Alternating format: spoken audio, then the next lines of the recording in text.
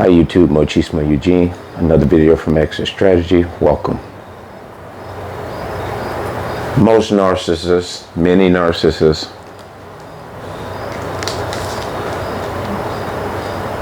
are drug addicts.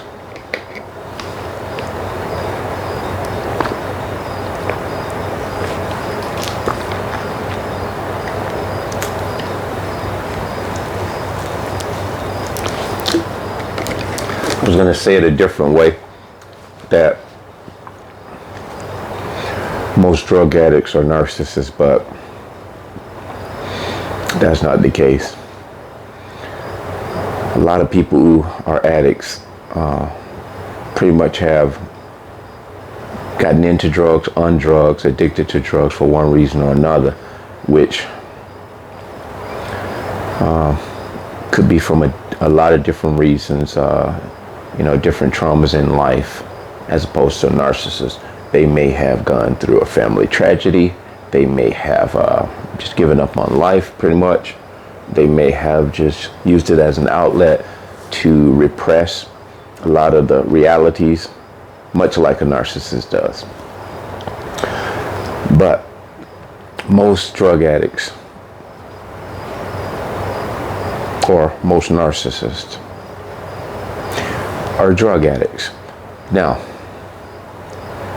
the drug goes way beyond what we perceive in the traditional sense of drugs. We know you, the empath, you are the drug to the narcissist, and they are the addict. They need you like a drug addict needs drugs. So that's why I say most narcissists are drug addicts. And let's go into the drugs that we pretty much think of when we talk about drug addicts. You have a lot of drug rehabilitation centers popping up all over the nation. And I'm going to tell you something, guys. You may not be aware is that you probably have, hands down, more rehabilitation centers, treatment centers, outpatient, whatever, whatnot, than you do schools, than you do prisons, than you do hospitals combined. You have more clinics to deal with codependency of drugs and different things. We just don't know the numbers because we don't research the numbers. But there are many all over your neighborhood. There are many all over your state. And these things are not talked about in the general public. They're not talked about on the media. And the way that you find out about these things, you have to research it, and you pretty much have to be a casual observer of these things. A lot of addicts or people in treatment will tell you these facts, that they have these treatment centers all over. Now, the reason why I'm emphasizing this in this video, because a lot of you may have family members that are on drugs, into drugs, that are struggling, that has all type of obstacles that they're trying to overcome. They're very problematic. They're having issues in the family unit. They're causing problems in the family unit. They're causing financial duress and stresses. In that regard, it's an emotional, mental toll, psychological toll that the addict is taking on the family, because in case with mother addict, the children have been taken away, and now the grandmother or siblings in the family unit have to bridge that gap while mother gets herself together. Now, you may say, well, that's very insensitive for you to talk about this because that's labeling people in a certain way. Well, that's not what I'm here to do. I'm here to emphasize and illuminate something to you guys that you may not be aware of. Because if we're doctoring and nursing our family members be it wherever they are, or in these treatment centers, getting out, doing some of the same knucklehead stuff over and over and over, you may want to entertain the fact that they very much may be narcissistic personality disorder. And they're running away from their realities, as I've just pointed out. Narcissists, on the surface, that's what they are. They're runners. They're runners. They're marathon runners. They're running from the very realities that you and I as empaths, we sort of run to try to solve the issues that we're having to contend with in order to try to get on the other side of this and live a better life. Most of us are. We are doing the work, the shadow work. We're doing the deep introspecting. We are doing the critical thinking. We're pondering the error of our ways. Now, contrast that with this family unit member that may be entangled with this addiction.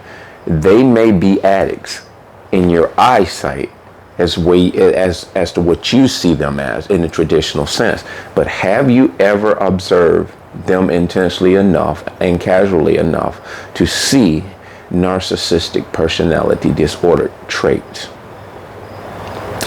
Because to sum all of that up, the reason why I brought light to that conversation was this.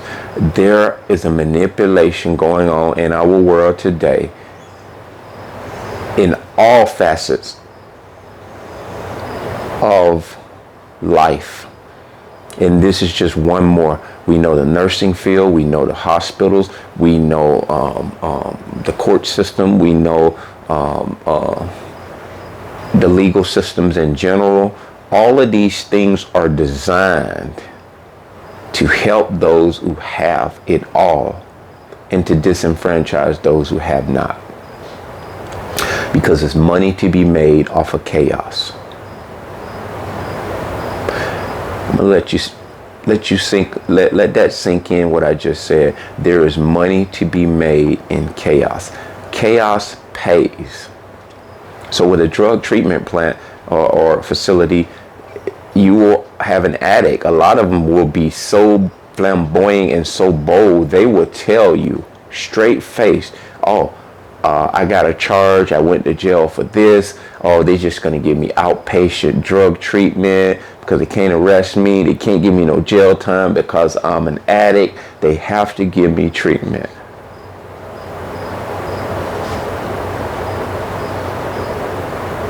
Without batting an eye, they would tell you this. I was in jail many years ago. I was incarcerated, and I used to sit shoulder to shoulder and listen to guys talk in this same manner. They would prophesy or project, or they would actually tell you what they're going to receive before they even go to court. Very disturbing stuff when you really think about it. The depth of manipulation with drug addicts. And parallel that with how a narcissist pretends that they are going to be good this time around. They're going to do better this time around. We've all said it. Most of us meant it when we said it. We meant it to the hearer.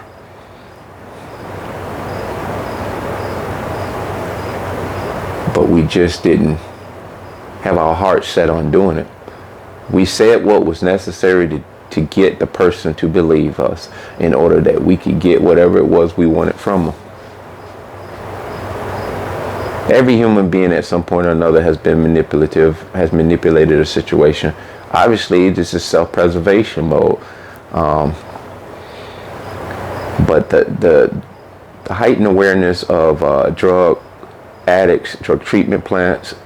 I keep saying drug treatment plants, and I don't know why. Probably because it's just a manufacturing plant, basically.